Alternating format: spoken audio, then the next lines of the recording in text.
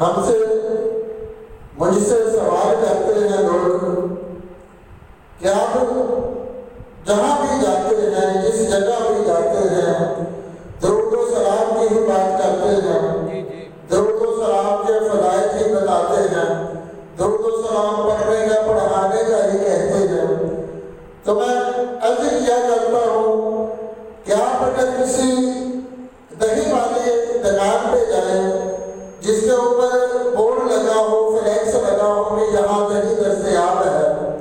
تو کیا ایسا ہوگا کہ باہر لکھا ہو کہ جہاں دہی ملتا ہے اندر سے پٹرول ملتا ہو، یا پٹرول والی دکان پر چلے جائیں یا گھی والی دکان پر چلے جائیں کہ یہاں پر گھی موجود ہے، اندر جائیں تو کوئی اور چیز ہو؟ نہیں، جس کے پاس جو ہے اس نے اسی کا بورڈ لگایا ہوا ہے، جس دکان کے اندر جو بھی ہے وہ اسی کا نام لیتا ہے، اپنے سودے کو نام لے کر بیچتا ہے کہ میرے پاس گھی ہے، میرے پاس انڈا ہے، میرے پاس چینی ہے، میرے پاس دانے ہیں۔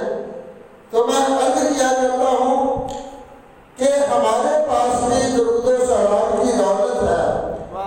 ہمیں اس کے علاوہ اور کوئی عمل آتا نہیں اور کوئی دکھانے کے لیے ہے نہیں، رب کی بارگاہ میں پیش کرنے کے لیے اس عمل کے سوا کچھ بھی نہیں،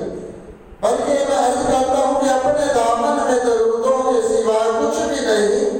لیکن محشر میں یہی حسن عمل جائیں گے، اپنے گھر روز درودوں کی سجاؤ محفل، دیکھتے ہی دیکھتے حالات بدل جائیں گے کہ جس دکان میں جو ہے دکاندار اسی کا نام لیتا ہے، اسی سودے کا نام لے کر بھیجتا ہے، تو ہماری دکان میں تو ایسا سچا سچا کھڑا سودا ہے کہ جس میں ملاوٹ ہے ہی نہیں، کوئی ملاوٹ کرنی چاہے بھی تو ملاوٹ نہیں ہوتی۔ یہ ایسی عبادت ہے، ایسا وظیفہ ہے، ایسا ذکر ہے، ذکر مصطفیٰ درود و سلام، جو ملاوٹ کرنے سے بھی اس میں ملاوٹ نہیں ہوتی، یہ سچا سچا کھڑا سودا ہے۔ پھر